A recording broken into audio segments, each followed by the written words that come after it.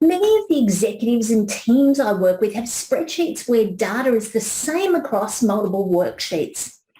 Whilst we covered a tip on how to easily duplicate worksheets, including the formatting, at times there are changes that need to be made on every single worksheet. If there's only one or two, that's easy, but if you have 10, 12 or more worksheets, it can be time consuming. The next tip enables you to make global changes in your worksheet to the same cell in every worksheet selected. This has proved extremely useful for clients who want to duplicate a file for another team or division but don't want to have to go through and edit titles or names that are in the same cell on every single worksheet.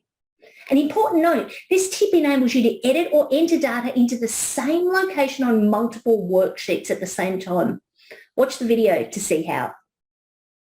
In Excel, there will be times where you have data that is exactly the same on multiple worksheets in Excel.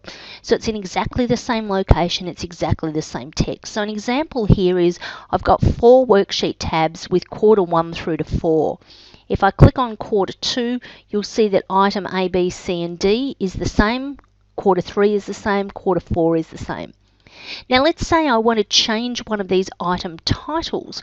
Rather than have to change it on each worksheet, I can do something called grouping worksheets, which will enable me to make a global change to the worksheets I have selected.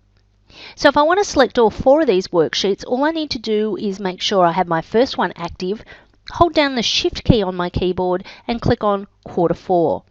Now you'll notice all 4 have gone white, and up the top on the bar, the name bar at the top, it's got group in brackets.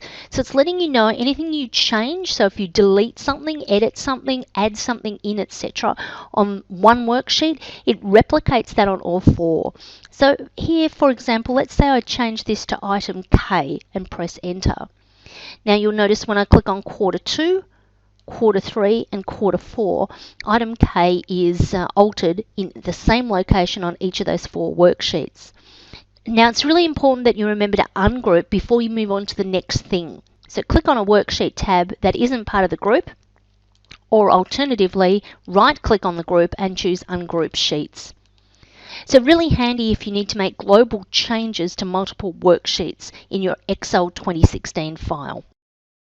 So did you find the tip on making changes to the same cell or cells on multiple worksheets useful? Sometimes improving productivity in Microsoft Excel isn't about complicated formulas and functions. Often simple tips and shortcuts can make all the difference to things you do on a regular basis.